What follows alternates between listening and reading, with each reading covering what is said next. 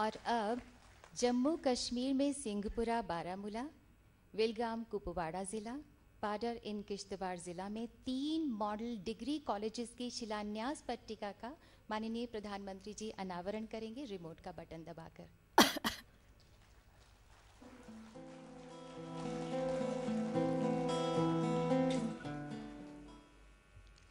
और अब जम्मू यूनिवर्सिटी में 15 करोड़ की लागत वाला एंटरप्रेन्योरशिप, एम्प्लॉयबिलिटी तथा करियर हब का शुभारंभ करने के लिए हमारी दरख्वास्त है माननीय प्रधानमंत्री जी से कि अपने दस्ते मुबारक से रिमोट का बटन दबाएं।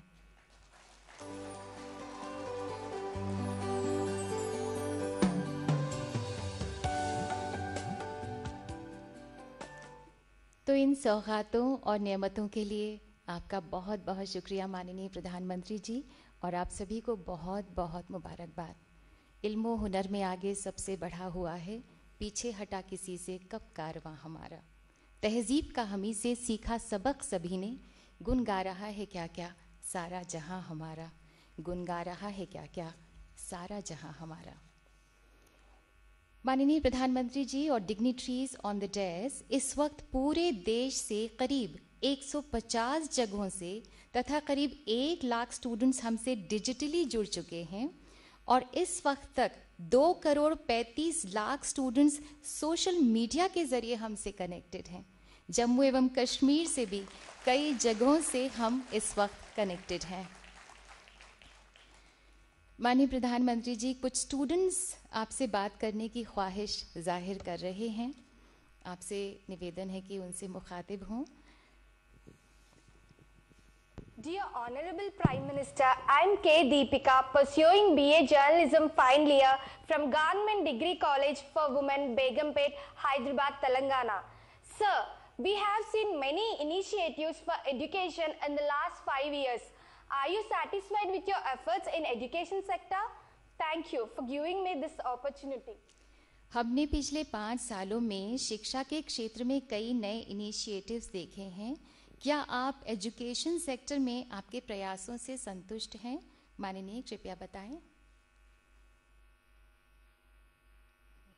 मैं आपका आभारी हूं इस सवाल के लिए, और देश भर में करीब 2.5 करोड़ युवकों के साथ मुझे अब बातचीत करने का मौका मिला है, थैंक्स टू टेक्नोलॉजी।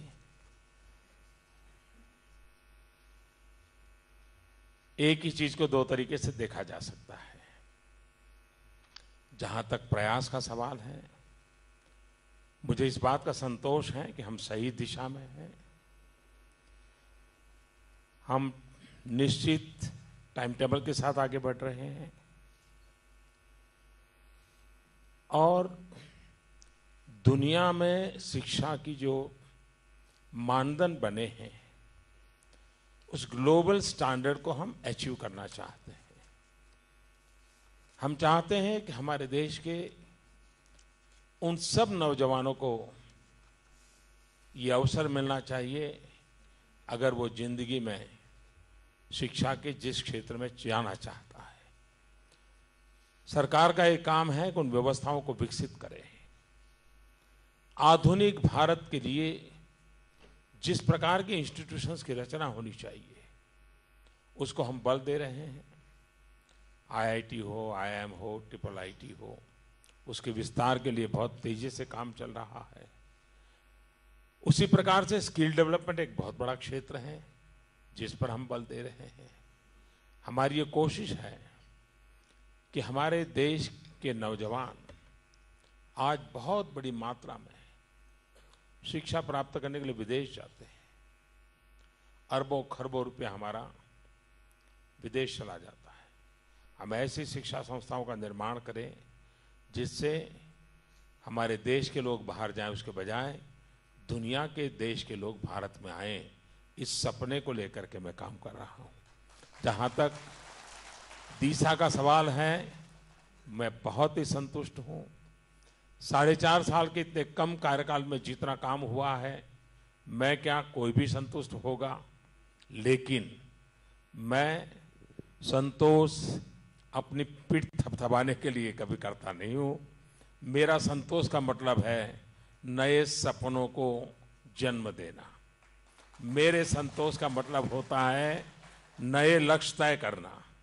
मेरे सपनों संतोष का मतलब होता है उन लक्ष्यों को पार करने के लिए फिर एक बार चल पड़ना।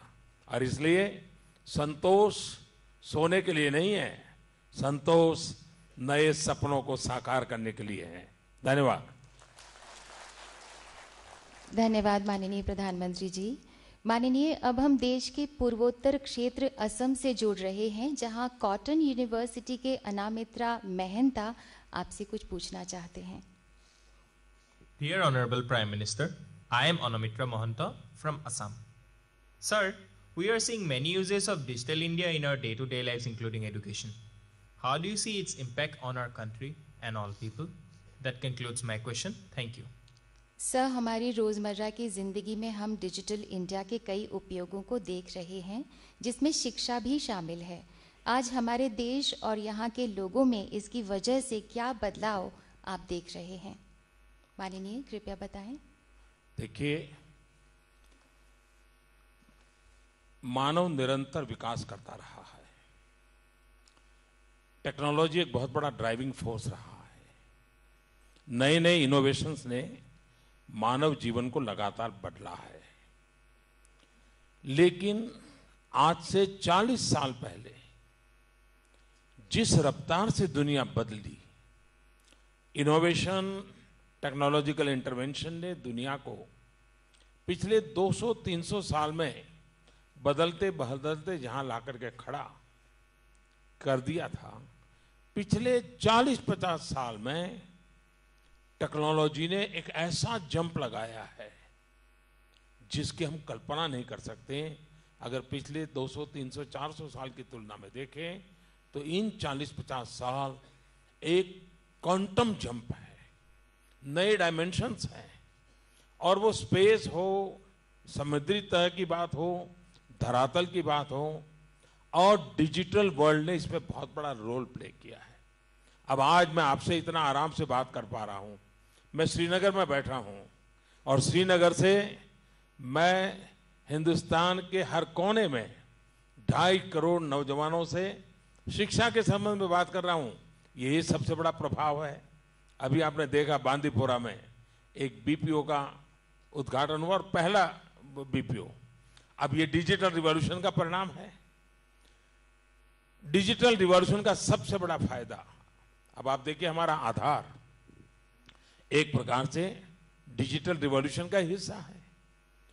दुनिया को जब मैं कहता हूं कि हमारे पास 120 करोड़ लोगों का इतना डिटेल हमारे पास डेटा है, जगत के लोगों को बड़ा आश्चर्य होता है। ऐसी वेल्थ है हमारे पास।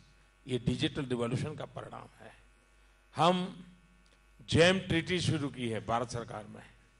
जैम ट्रीटी के द्वारा आधार, मोबाइल, जनधन, कोई भी सामान्य व्यक्ति सरकार को कोई सामान बेचना चाहता है, गांव गरीब होगा, वो ऑनलाइन आएगा, बेच सकता है। शिक्षा के क्षेत्र में आज इतनी भांति भांति एप्स अवेलेबल है, और कई तो बहुत बिना खर्च किए हैं। उसके कारण विद्यार्थी नई नई शिक्षा प्राप्त करने के लिए ऐप के माध्यम से बाप के कुछ होमवर्क कर ले। शायद हो सकता है एक समय ऐसा आएगा कि जो ट्यूशन और कोचिंग क्लासेस की दुनिया ही खत्म हो सकती है। इतनी ताकत ये डिजिटल इंडिया में है। डिजिटल वर्ल्ड ने गवर्नेंस में बहुत बड़ा रोल किया है। ट्रांसपेरेंसी के लिए बहुत बड़ी ताकत डिजिटल वर्ल्ड की है। यानी एक प्रकार से शिक्षा नहीं, समग्र जीवन व्यवस्था में एक प्रकार से डिजिटल वर्ल्ड हमारे शरीर का एक नया हिस्सा बन गया है। हम उसके बिना जी नहीं सकते, ऐसी स्थिति बन गई है। और इसलिए इसका प्रभाव, हम उसका सही उपयोग कैसे करें,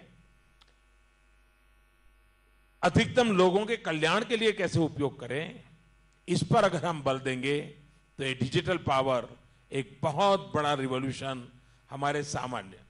दूसरा, लॉन्ग डिस्टेंस एजुकेशन। हम गरीब से गरीब व्यक्ति तक दूर सुदूर पहाड़ों में, जंगलों में लॉन्ग डिस्टेंस एजुकेशन के माध्यम से क्वालिटी एजुकेशन दे सकते हैं। डिजिटल कनेक्टिविटी उसके लिए बहुत बड़ा रोल कर सकती है। और मैं देख रहा हूं कि बहुत नौजवान वर्चुअल लैब के द्वारा आज बच्चों को पढ़ाने का काम कर रहे हैं और वैसे ही वो पढ़ पाते हैं जैसे एक्चुअली लैब में जाकर के उन्होंने काम किया। उसका कॉन्फिडेंस लेवल बढ़ जाता है।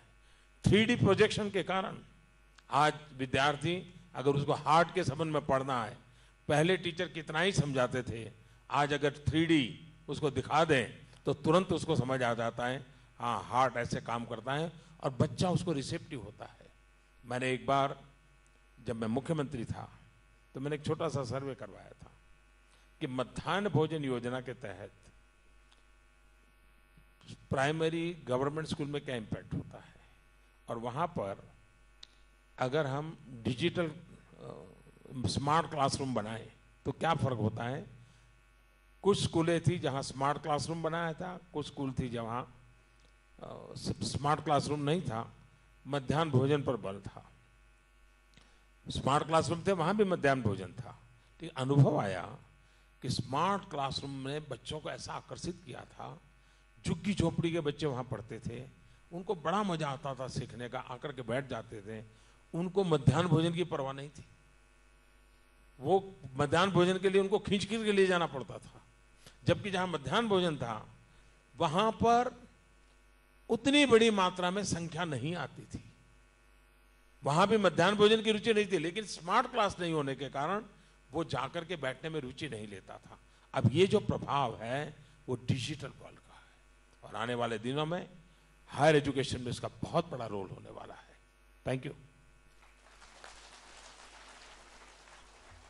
माननीय कुरुक्षेत्र यूनिवर्सिटी हरियाणा से गौरव आपसे बात करने के लिए उत्सुक हैं। गौरव। माननीय प्रधानमंत्री जी, मेरा नाम गौरव है और मैं कुरुक्षेत्र विश्वविद्यालय हरियाणा से हूँ। Sir, it pains us to see poverty in our country. We have seen your efforts to remove poverty in our country. Do you think we can become poverty free in near future? हमारे देश में गरीबी को देखकर बहुत दर्द होता है। गरीबी को दूर करने के आपके प्रयासों को हमने देखा है। क्या आपको लगता है कि निकट भविष्य में हमारा देश गरीबी मुक्त बन सकता है? माननीय, कृपया बताएं। अगर देश तय कर ले कि हमें गरीबी से मुक्त होना है तो दुनिया की कोई ताकत हमें गरीब नहीं रख सकती है। 125 करोड़ देशवासियों में इतना सामर्थ्य है, अगर उस हमारे नेचुरल रिसोर्सेस, ये हमारे ह्यूमन रिसोर्सेस, इसका अगर हम सही ढंग से प्लान करके आगे बढ़े, गरीबी से मुक्ति पाना मुश्किल नहीं है। मैं 4.5 साल के अनुभव से कह सकता हूं, इन दिनों दुनिया में 2 चीजें उभर करके आई हैं। एक, दुनिया में सबसे तेज गति से आगे बढ़ने वाली बड़ी इकोनॉमी में भारत नंबर 1 है। ये कोई भी भारतीय को गर्व होगा। दूसरा, यूएन समेत बहुत बड़ी इंटरनेशनल एजेंसी का कहना है कि विश्व में भारत पहले नंबर पर है जो तेज गति से गरीबी से बाहर निकल रहा है। बहुत तेज जैसे नियो मिडिल क्लास का बल्क बढ़ रहा है। और उसमें यह भी उन्होंने कहा है कि भारत का शेड्यूल कास्ट के लोग और भारत के मुसलमान, ये 2 लोग इसके सबसे ज्यादा बेनिफिशियरी हैं। वो सबसे तेज गति से गरीबी से बाहर आ रहे हैं। अब किसी ने सोचा था, अब महात्मा गांधी कहते थे कि अगर आजादी और स्वच्छता दोनों में से मुझे एक पसंद करना होगा तो मैं पहले स्वच्छता पसंद करूंगा। गांधी जी ने बहुत प्रयास किए। आजादी का आंदोलन भी चल रहा था, स्वच्छता के लिए भी बात चलती थी। आजाद होने के बाद हम उस काम को आसानी से आगे बढ़ा सकते थे, लेकिन वो चलता है, कोई अगर कर ले तो कर ले, न करे तो न करे। मैंने लाल किले से आह्वान किया, देश को आग्रह किया, और यह देश अपने प्रयत्नों से स्वच्छता के विषय में आज तेज गति से, संतोषजनक से आगे बढ़ रहा है। जम्मू कश्मीर, मैंने, हमारे अफसर यहां बैठे हैं, अनंतनाग में थे पहले, शायद वो स्वच्छता का इनाम मेरे हाथ से ले गए थे। बहुत बड़ा काम किया था जी, बहुत बड़ा काम किया था, और भारत के देश के लोगों को बड़ा गर्व हुआ था। अब इतना बड़ा काम आज open defecation free Jammu Kashmir का होना, ये अपने आप में बहुत बड़ी बात है।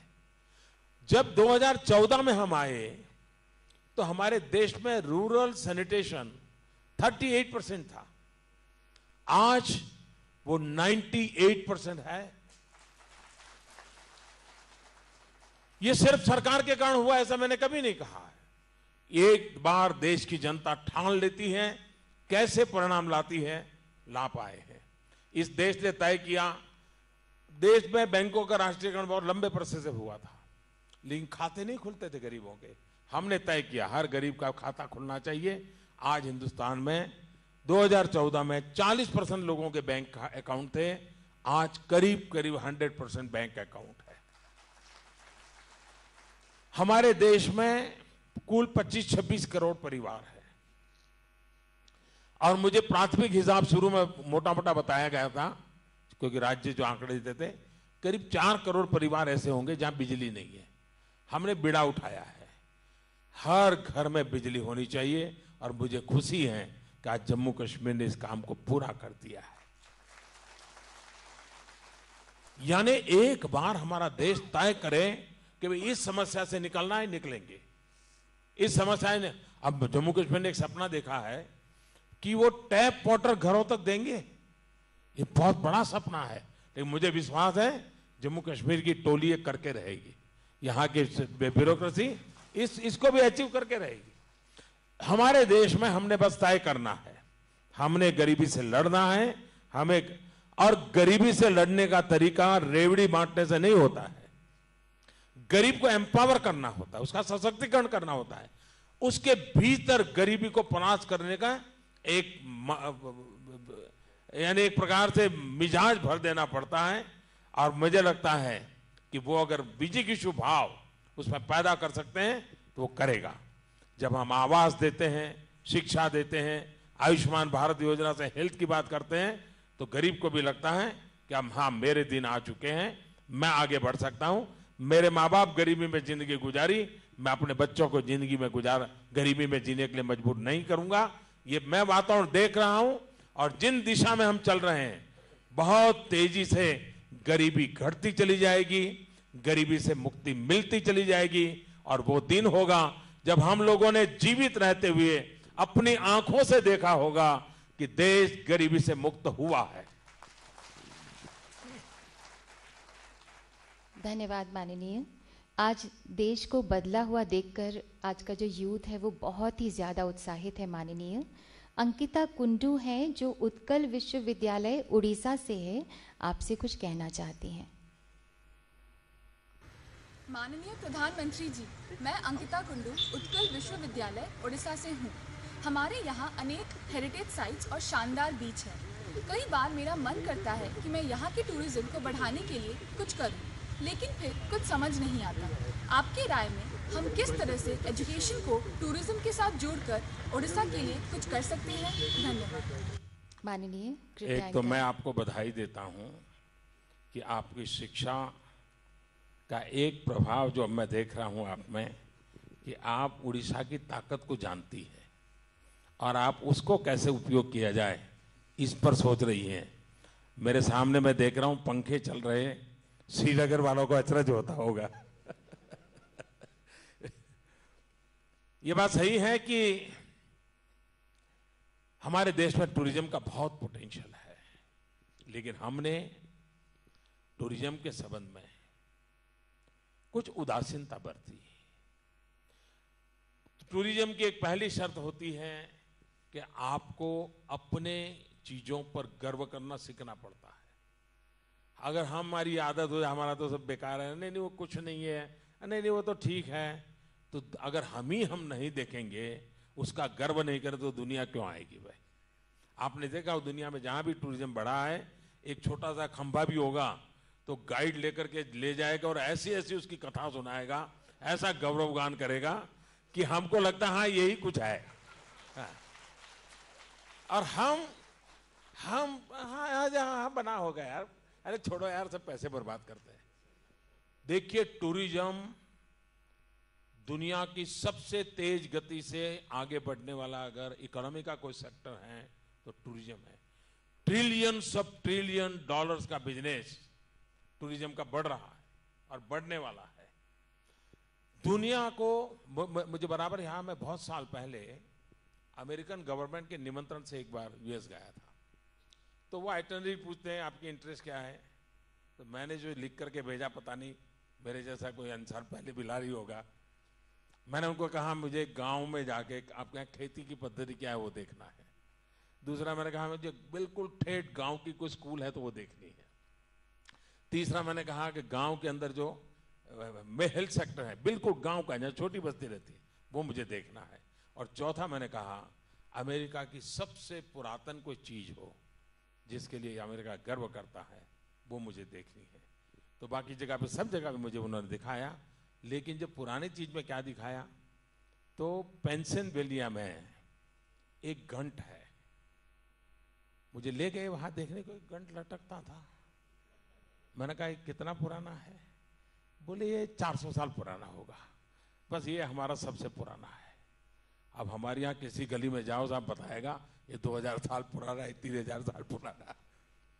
कितनी महान परंपरा हमारे पास है, लेकिन हमने इसका जितना जज्बे के साथ करना चाहिए नहीं किया है। टूरिज्म बहुत रोजी रोटी देता है। अब आप देखिए उड़ीसा, इतना रिचनेस है, इतनी रिचनेस है, वहां के बीचेस देखिए, वहां के स्थापत्य देखिए, कोणार्क देख लीजिए, टेक्नोलॉजी भी की दृष्टि से भी, इंजीनियरिंग की दृष्टि से भी वो एक नयापन है। उसको पता है उस रचनाकार को 2000 साल पुराना है।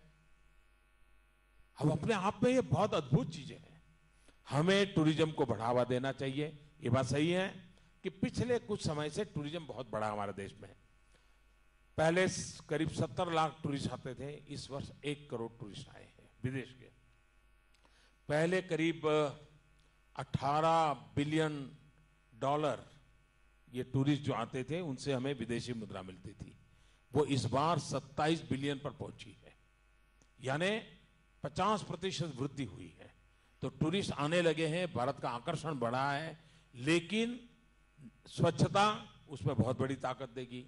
नागरिकों का स्वभाव भी टूरिस्ट को स्वीकार करने वाला बना है। और आप जो विद्यार्थी मेरे साथ पढ़ रहे हैं, रूसा से जुड़ने वाले हैं, टेक्नोलॉजी से जुड़ने वाले हैं, मैं मानता हूं उबेर के लाइन पर आप नौजवान एक बहुत बड़ा बिजनेस स्टार्ट कर सकते हैं टूरिज्म का।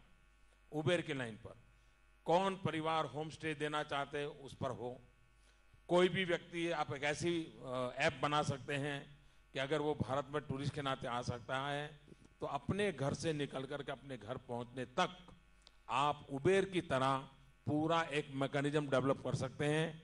आउटसोर्स करके, क्लाउड सोर्सिंग करके आप दुनिया को जोड़ सकते हैं। और मैं चैलेंज देता हूं आज नौजवानों को कि उबेर की तरह देश भर में कौन होम स्टे देने वाले हैं। आप होम स्टे में हिंदुस्तान में आपको आज जितनी होटलों के कमरे हैं ना, इससे 10 गुना ज्यादा कमरे नए मिल जाएंगे। मैंने अभी बनारस में प्रवासी भारतीय दिवस का कार्यक्रम किया, मैं काशी का एमपी हूं। लोगों से मैंने कहा, और मैं हैरान था जी, हजारों की तादाद में लोग आए कि विदेश के मेहमान को हम एक कमरा देंगे हमारे घर में। अब ये धीरे धीरे काशी का होम स्टे का एक बहुत बड़ा बिजनेस डेवलप हो जाएगा, उनको आदत हो गई। हम भी होम स्टे आज पूरी दुनिया में पॉपुलर है।